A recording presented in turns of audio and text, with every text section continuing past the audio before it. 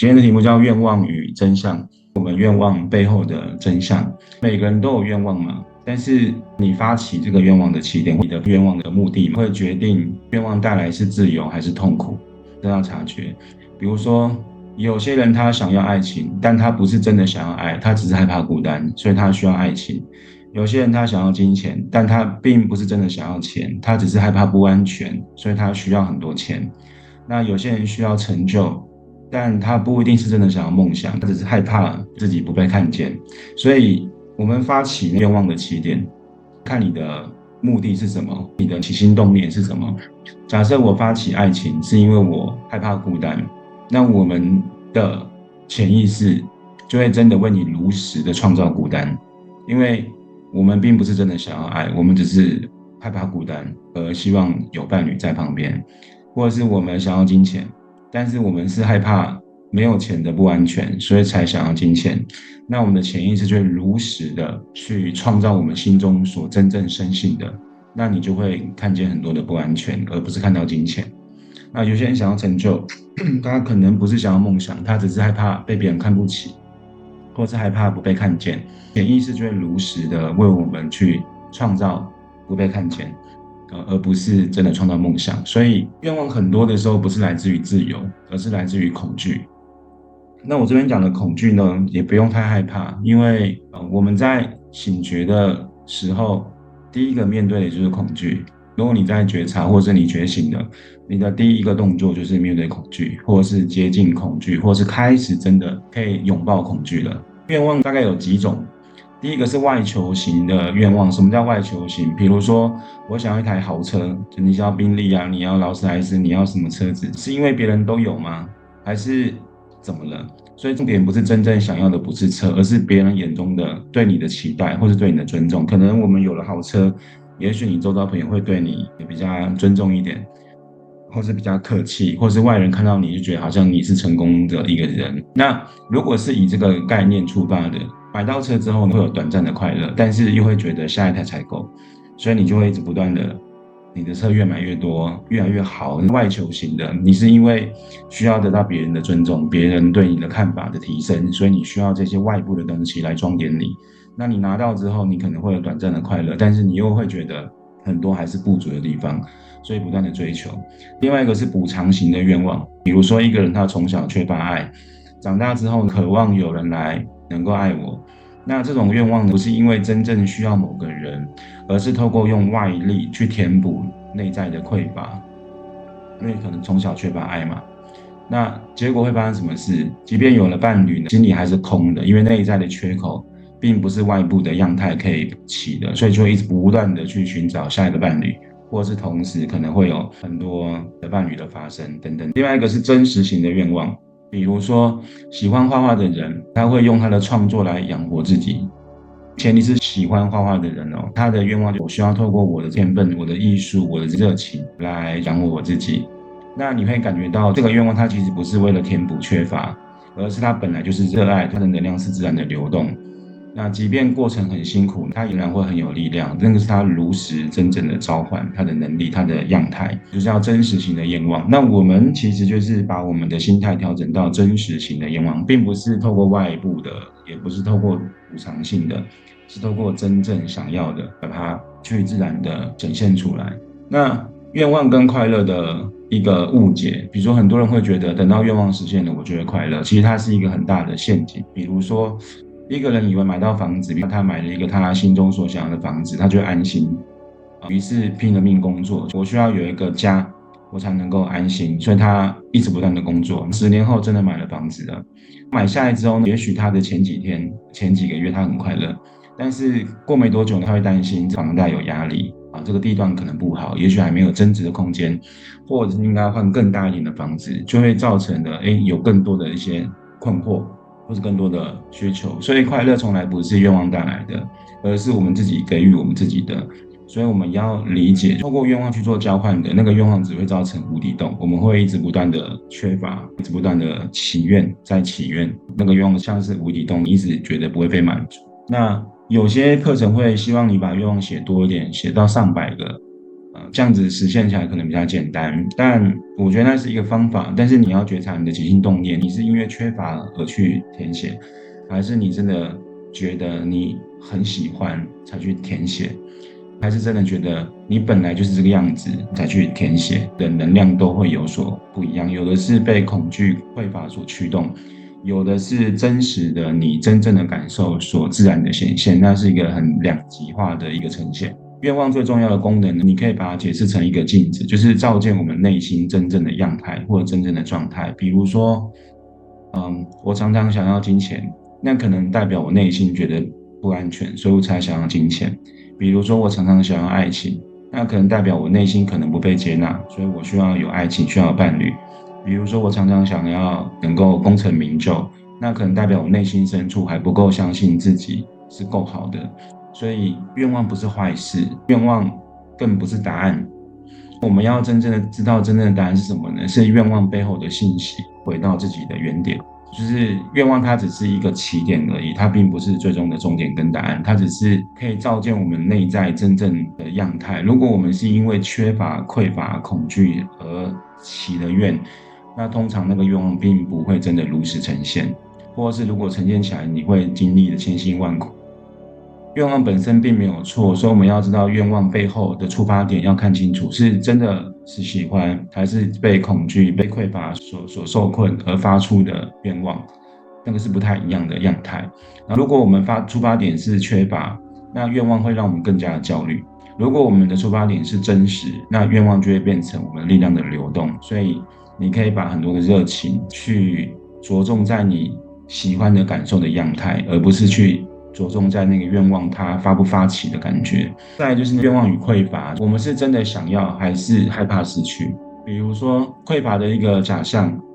多数的愿望会看似好像追求某种更好，但实际上它常常是一种逃避匮乏的一种假象。我以为我想要更多的钱，但其实是我害怕没有钱。比如说我想要更多的丰盛，但其实是我害怕没有钱。所以重点不是要丰盛，重点是恐惧没有钱而启动的愿望所求，或者是我以为我想要爱情，但其实是我害怕孤单，所以我才需要有伴侣，或者是我以为我想要成功，我以为我想要成功，但其实是我害怕被看不起，这个都是匮乏的陷阱。我为什么重复讲这三个点？因为这三个点，金钱、关系啊、事业成就，都比较接近我们。那匮乏的陷阱就是愿望并不是因为丰盛，而是因为恐惧。所以我们要去觉察，我们发起的愿望是因为丰盛的感受，还是因为恐惧去推动它？那显化永远不是显化大脑所想的，而是显化我们心中所深信的。所以大脑想的跟你心中所深信的是两个世界、两个概念。你现在想的东西不一定会显化，但真正的显化是你内心所深信的。所以要看我们祈愿的起心动念是什么，是因为丰盛而发出，还是因为恐惧而发出，会带来两个不同的结果。匮乏会带来两种模式。当我们从匮乏出发的时候，我们的愿望会落入两种循环的一种模式。比如说追求，第一个是追求模式，我们会往外抓取新的东西、新的关系、新的机会，看起来是有动力的，但实际上是一直在消耗。我跟你们分享我以前创业的时候，当我的公司发生危机的时候，我会一直想要的让这个危机被消平掉，或是被反正。那我就一直不断的去找新的机会，找寻新的可能性。我觉得当时真的非常辛苦，因为害怕不能成功，所以就会不断的去寻找新的机会、新的可能性，耗尽很多的时间跟体力。这是我当时的经验。那现在的我，假设如果再面临一次失败，我就不会动了。我说的不会动，不是躺平投降，不会这么的向外的那样子不断的盲目的去追求，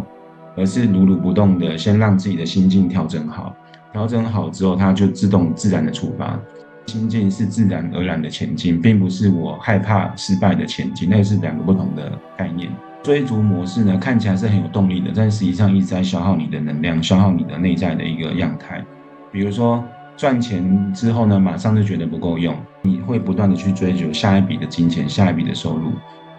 或者是谈恋爱之后，你会觉得对方好像不完美，就会马上寻找下一个新的伴侣。另外一个是逃避的模式，逃避就是总是想要摆脱没有钱、害怕失败或害怕孤单。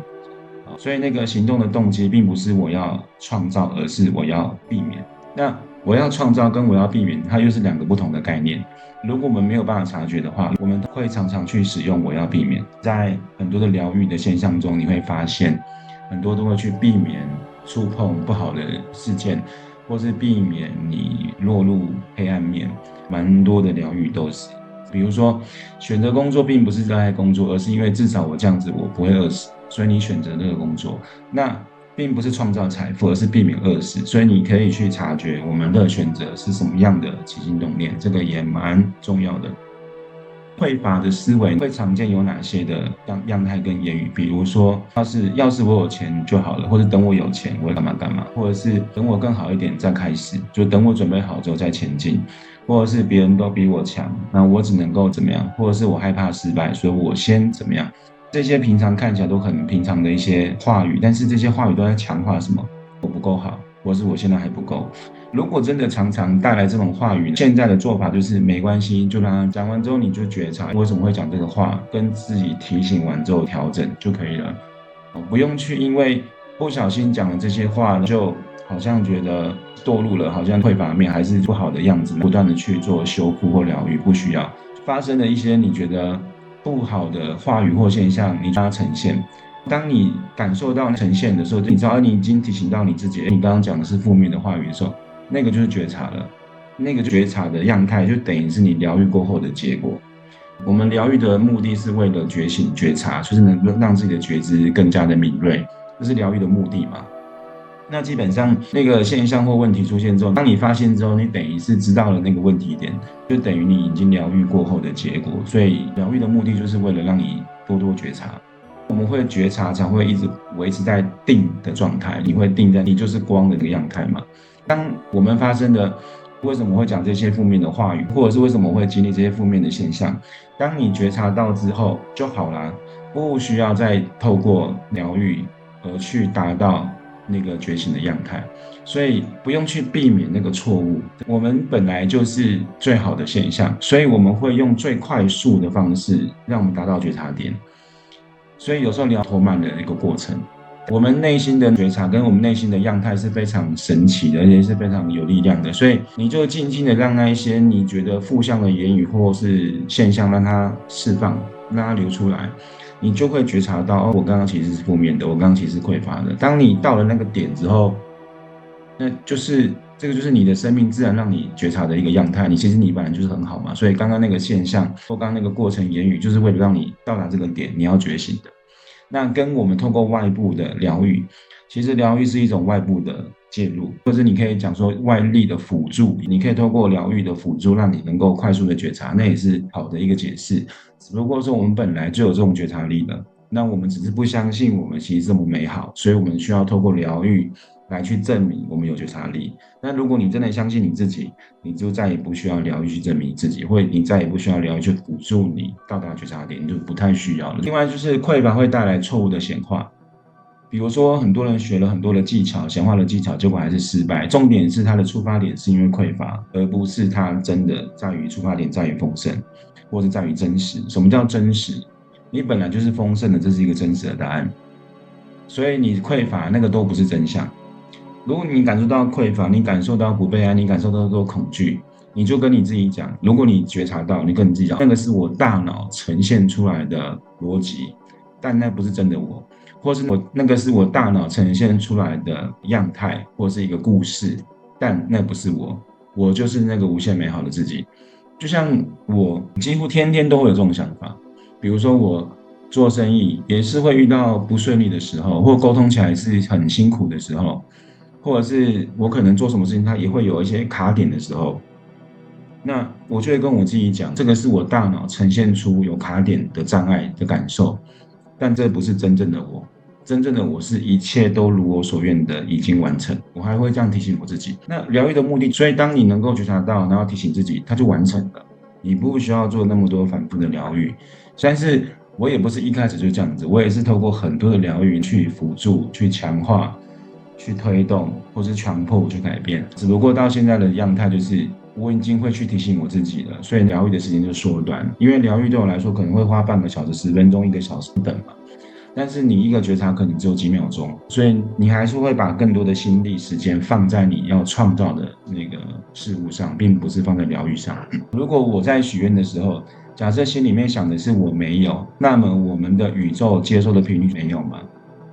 结果就是会让没有的经验继续的放大。比如说，我想要爱情，心里想的是我现在没人爱，结果显化的结果就会持续遭遇到不被爱的感觉。比如说，我想要钱，但是我心里的想法是我缺钱，所以显化的结果就是钱一下来一下就不见，一下来就不见，你会感受到你缺钱的感觉。即便你显化很多金钱，但那个钱很快就消失掉了，所以你一天到晚就觉得缺钱。因为我想要钱的目的不是我真的感觉到丰盛，而是我需要钱，我缺钱。所以我们的潜意识就如实的创造我缺钱的感受，让自己去体验。所以匮乏跟丰盛的核心差别，匮乏的出发点是我不够，所以需要透过愿望来让自己够。你会做很多的愿望吗？我觉得我不够，才需要写很多的愿望，去透过愿望来让自己觉得是够的。那丰盛的出发点是我已经有了，或是我已经够了，所以我愿意让自然的展现，并且分享这份丰盛，自然的流露，并且分享这份丰盛。比如说，以前在上课的时候，你看到同学分享他的愿望，或者是他所想要显化的那些清单，那当别人分享出来的时候，我们会有什么感觉？会有什么感觉？你听到别人讲的，也许他的数字比你多，或是他想要追求的东西，他所写的东西比你更加的疯狂，比你更加的猛烈，比你更加的厉害，会有什么感觉？有些人会觉得那不可能，或是有些人会觉得真的很棒。那假设我们的想法是，你看到周围写这种愿望清单，写的轰轰烈烈的，如果我们有意识是觉得那个不可能，或者意识是觉得那个是不真实的，那个就是我们的反射，那就是我们的镜像。那你的世界就不会呈现这么丰盛的样态哦。假设我们看见别人念显化清单的时候，所以为什么有的老师会说，你的显化清单不要让别人看见，因为可能会接受别人的负向的能量。有没有听过有些老师是这样论述的？你自己去保护好你的显化清单，不用去一直传递让更多人知道，因为怕会投射很多的负面的能量给你。有的老师会是这样子引导的，那我没有觉得是。那重点还是在于自己，比如说我们看见周围的人写显化清单，或是你看见周围的人真的比你觉得现在的你还丰盛。如果我们产生嫉妒、产生害怕、产生不如别人的感觉，那个就是匮乏啊。那我们的世界就会如此的呈现，你就是感受到匮乏。所以怎么办？你觉察到之后很简单，你就把你看到那个丰盛的样态变成你。比如说，你看见有一个人开劳斯莱斯过去，你觉得那个好棒哦，那你就要跟你自己讲，那个正在开车的你，他是你的能量的其中一个分流，他也是你。所以你或是这个当下，你同样一个你的能量，你其实是有很多分流出现的嘛。所以同样的你，你正在感受到你正在开豪车的丰盛，所以你才会真心的为那个开车的人感到丰盛了，因为那个开车的人也是你的能量流之一。你就这样想就好了。你就这样想，你就会真的替那个人感到开心，因为你会真的认为那个人就是你的其中的一个能量流，他也是你的镜像，他就是你，你就是他。如果我们是这样想的，你听到任何人讲的显化清单，你都会觉得蛮好的，非常棒，因为你的世界是那么的丰盛，所以你周围的人都是能够呈现出那么丰盛的镜像，让你知道，因为每一个镜像都是你。那丰盛就会自然的展现跟延伸，它就不用去显化，也不用去吸引，是这个样子。第七光行者，唤醒你就是光。